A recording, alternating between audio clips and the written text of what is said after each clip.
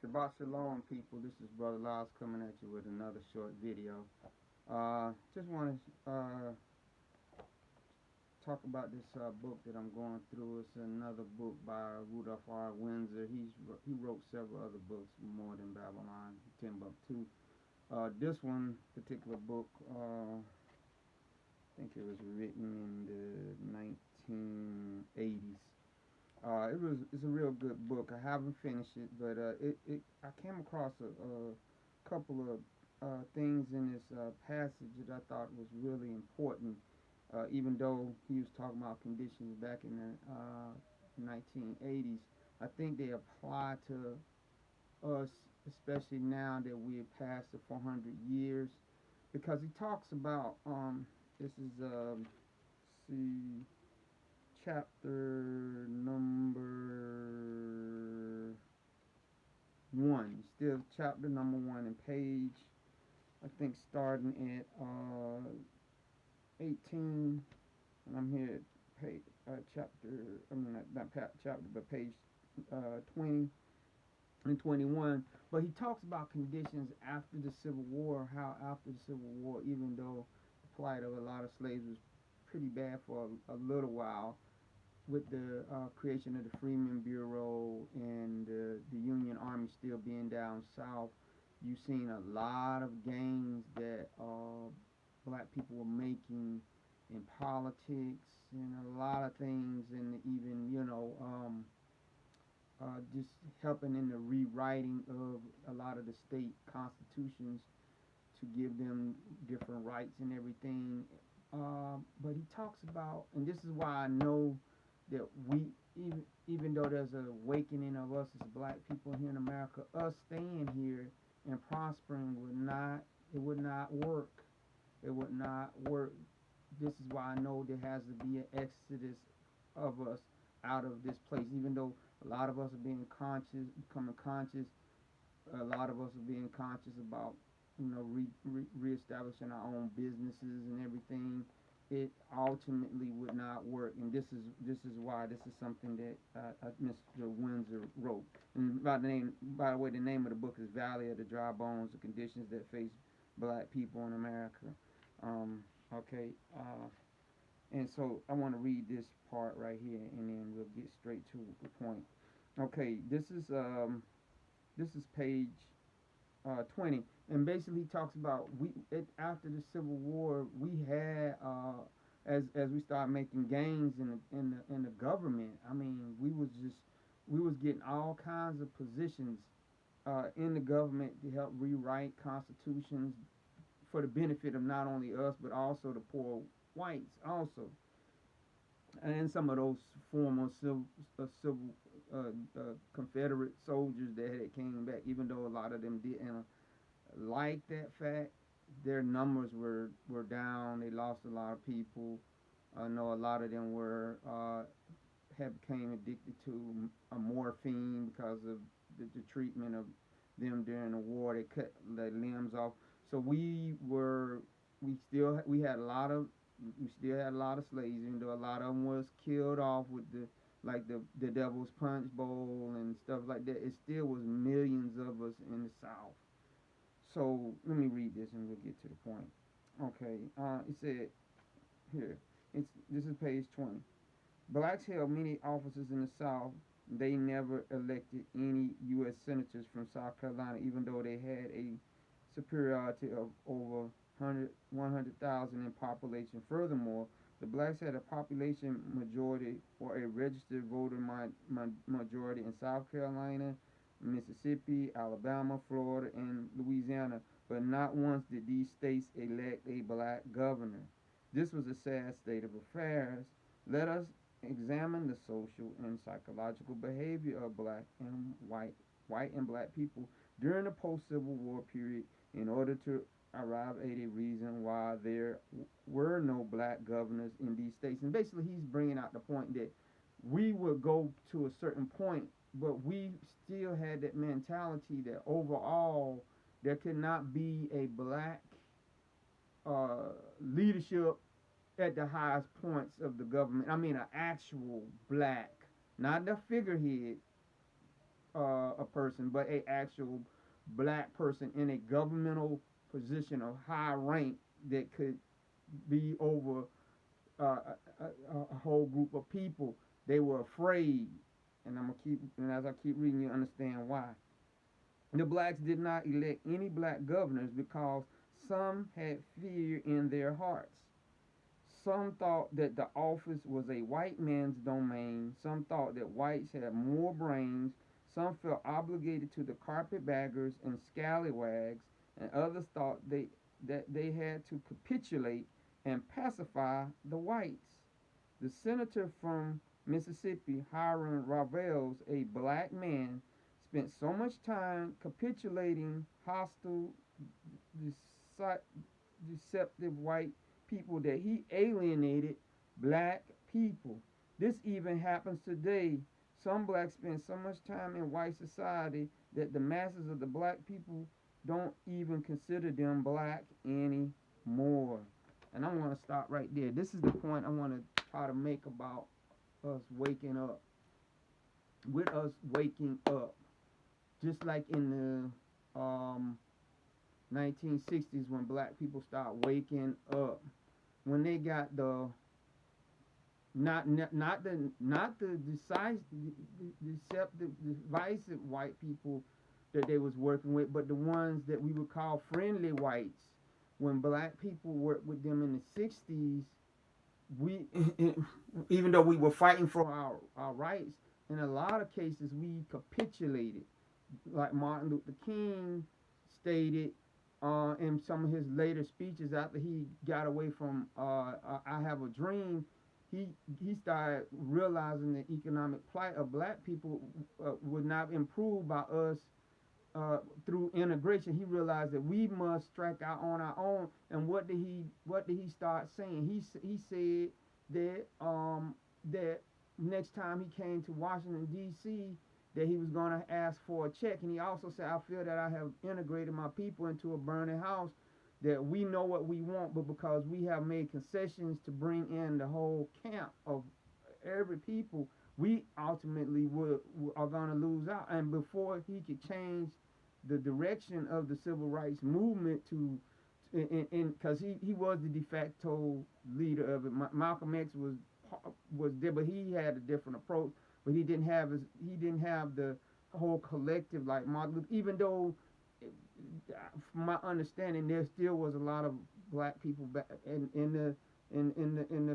in that time that was not wholeheartedly supporting King, but for the most part, King had the majority of the black consciousness that was following him up until his death.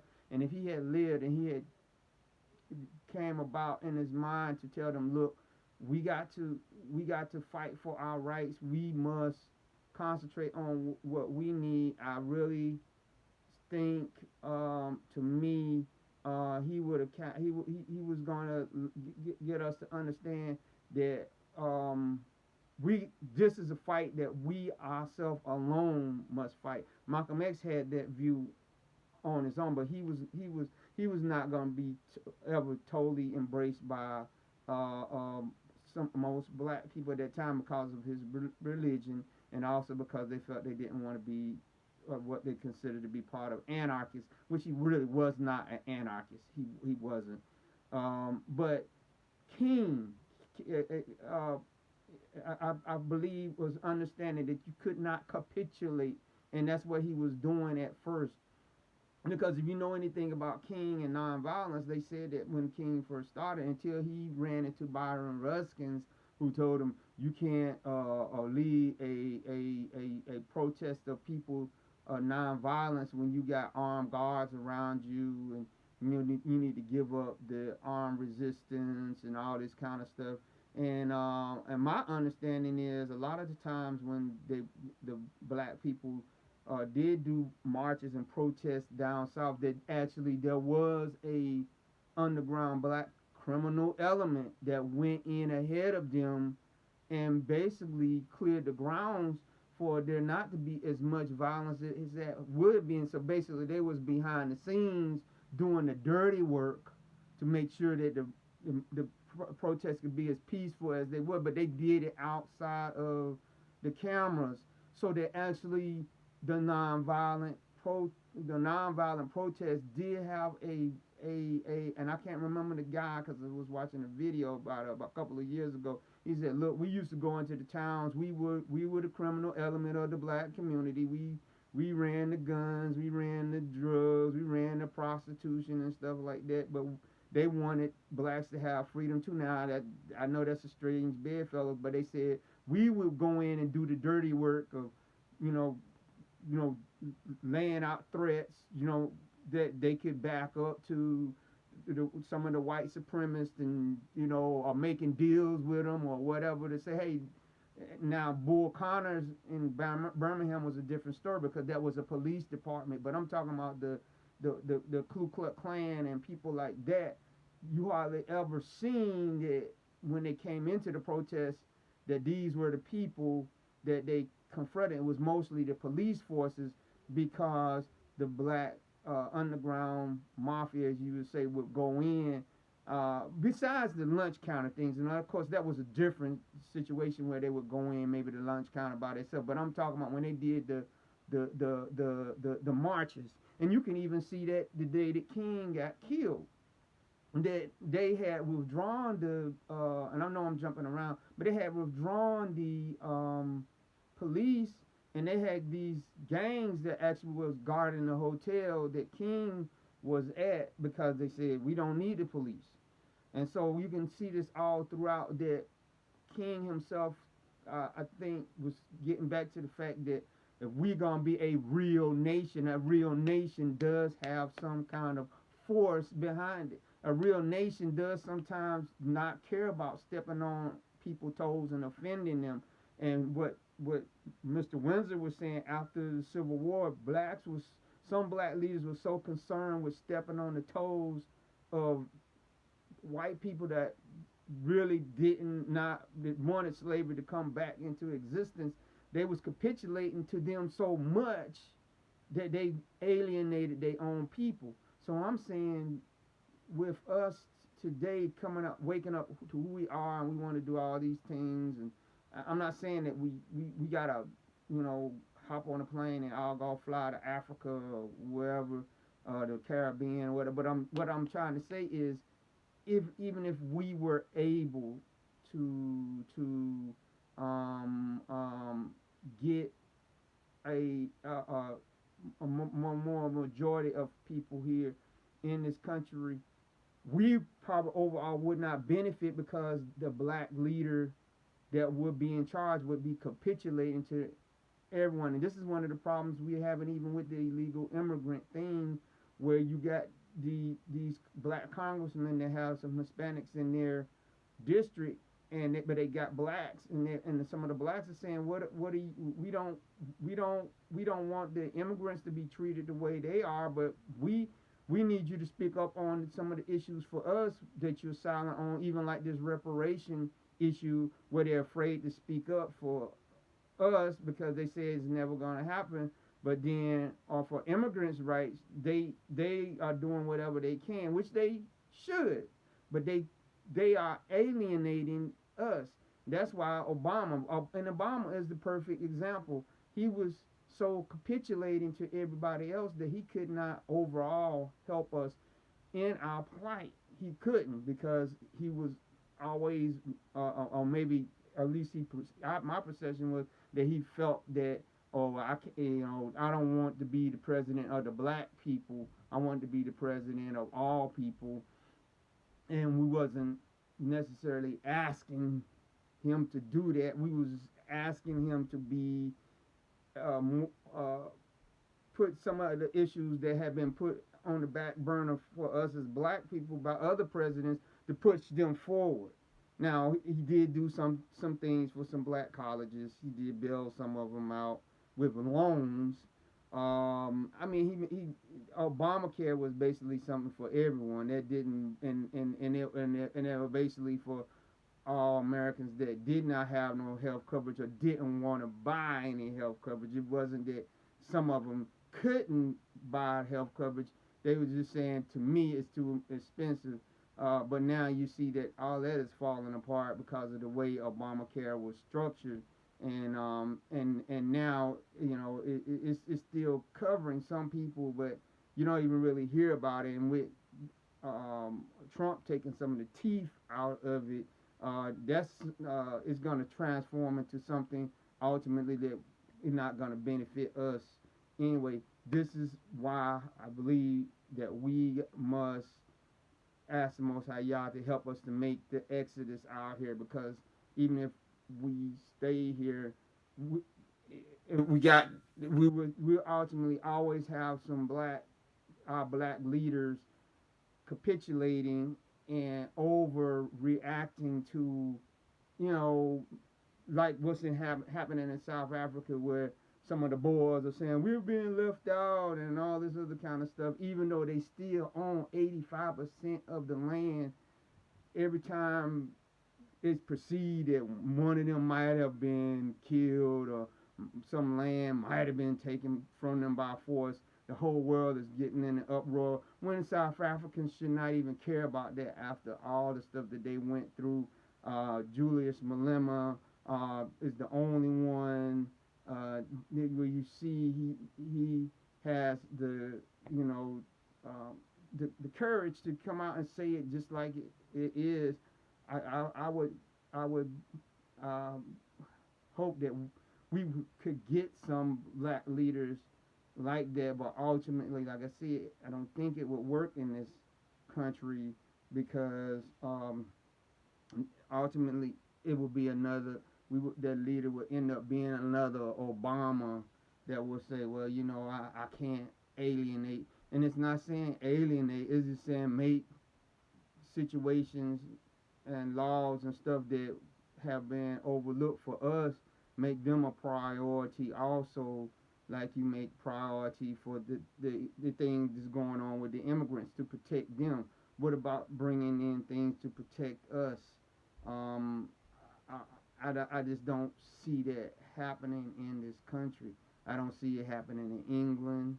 I don't see it's gonna happen in Brazil. Look at the thing that's going on with their president, even with the Amazon, how he is treating the Amazonian people that are in those jungles, where they burning the jungle down there with them in it, bulldozing it, everything or whatever.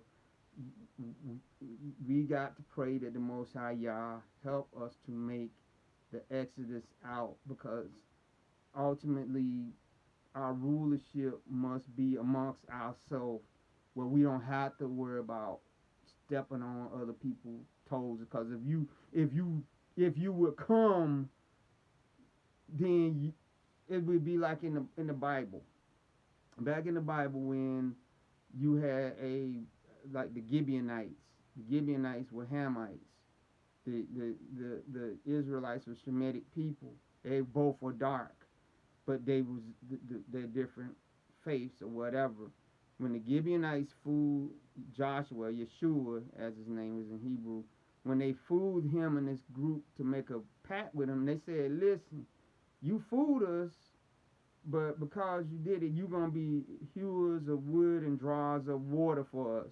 That means basically you do what we say. And the Gibeonites said, we totally okay with that, and we don't have no other voice in any other thing except that when we come under attack, y'all gotta come in and protect us. That's all we ask. And that's what the Israelites did. Whenever they came under attack, they would come in and help them. They was, except when Saul, of course, who was crazy, went in there and started killing them, and Yah, punished the Israelites for them breaking that pact. But for the most part, they said, we know we ain't got no rights, but that we gonna be hewers of wood and drawers of water. And that's what I would say.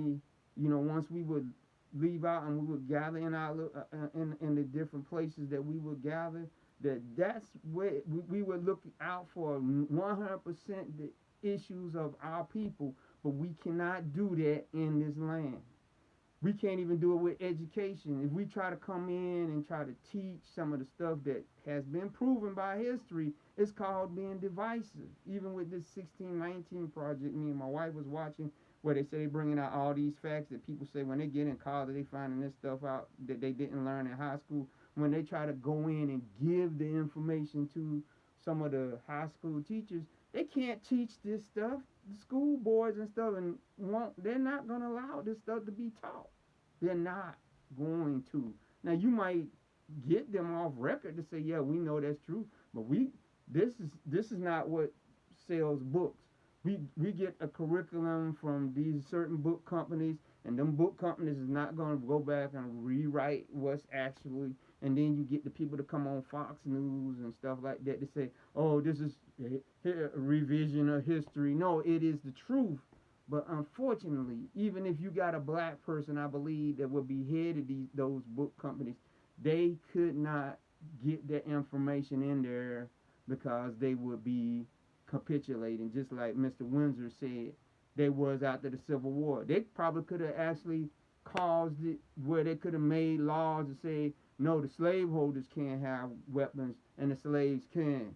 But see, that way of thinking, they wouldn't have never thought that way. They would say that was too bold. Maybe then they would have cut down on some of these midnight riders groups that rose up, because the Ku Klux Klan was not the only groups that rose up. They was the biggest one, but they had other groups that rose up that they could have made laws to say, if you were an ex-Confederate soldier, you can only own one weapon for hunting or whatever, something like that. And but then of course, once the Union Army left, we was left at our own devices. So it would have been behooving us while they was there that we would have made ourselves stronger. But of course, they capitulated and said, "Now we can't do that." You see, that's why I said it won't work for us as long as we here in this nation. We can't, because first of all, like I said in one of my videos, this land is not our land. This is not even the Europeans' land. This is the red man's land.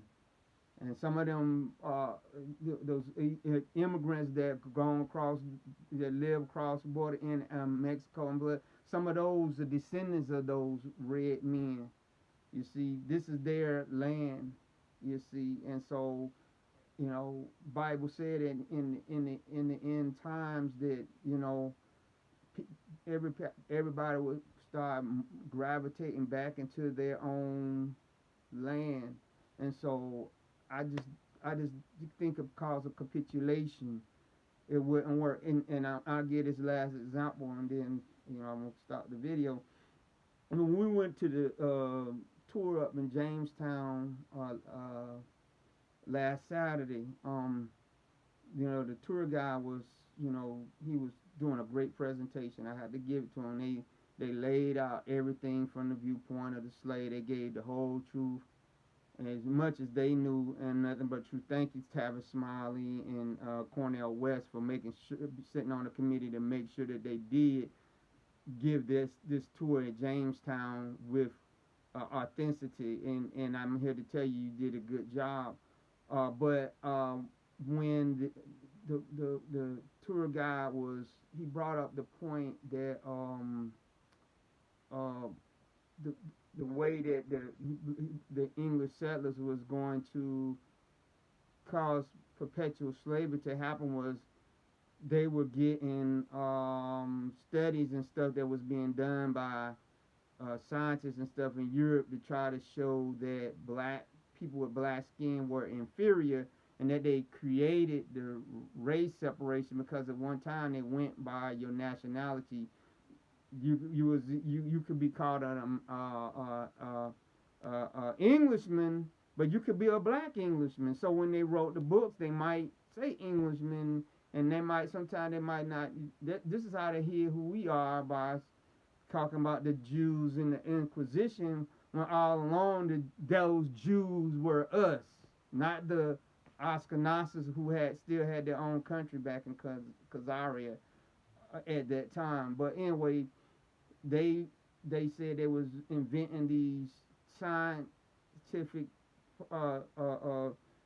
parameters that were saying black people were inferior. So it was a lot of people in there, and there was a group of white people, white ladies, and there was this black lady with them. And so as the tour guide was talking about the terrible conditions that black people had, the black lady said, well, I just want to say that the indentured slaves were just in bad shape as we were. I was just like, what brought that about? Why did you have to say that?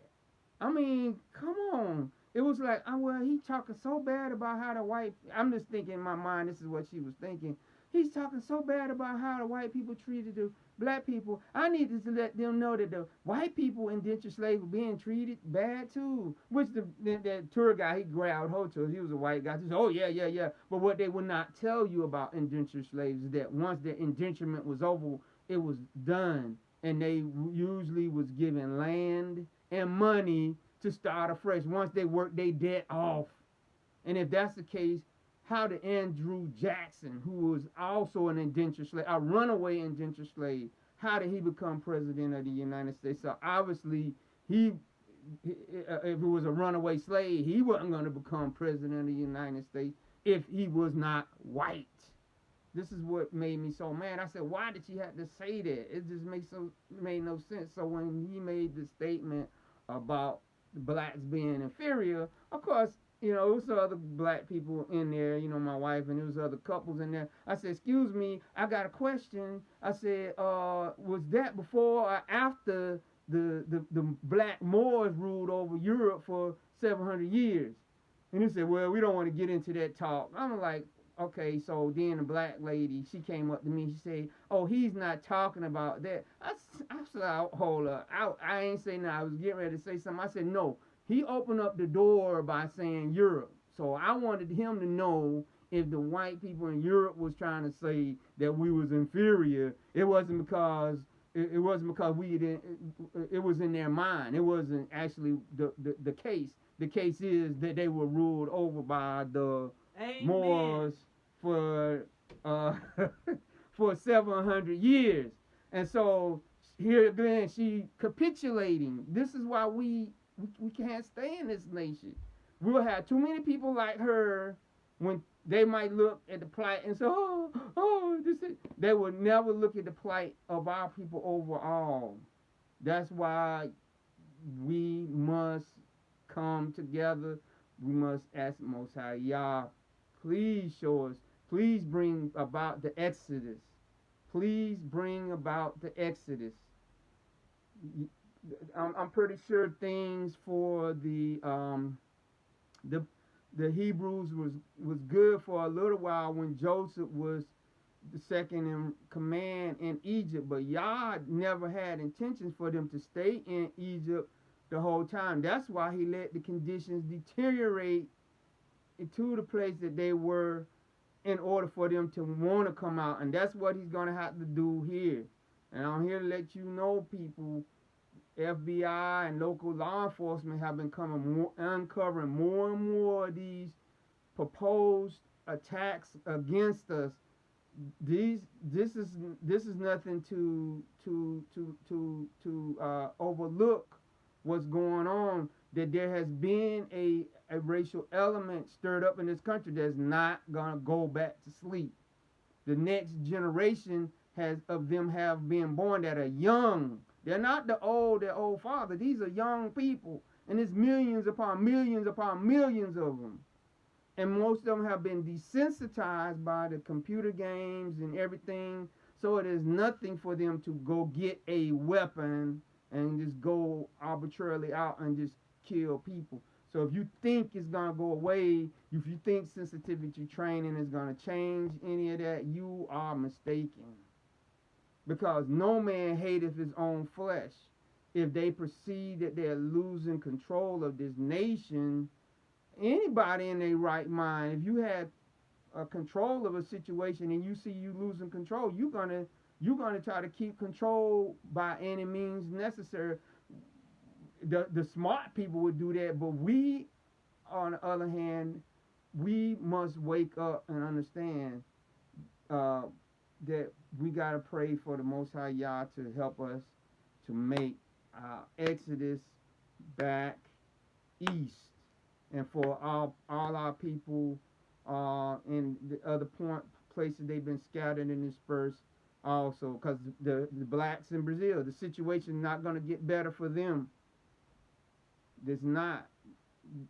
we gotta pray for the Most High Yah to send His Son Yeshua back, and for us to get back into His law, statutes, and commandments, and show Him that we are serious.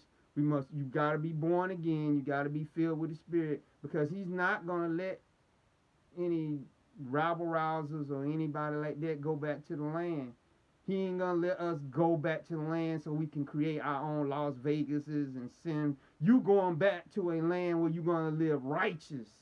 You going back to a land where you're gonna live clean and live holy.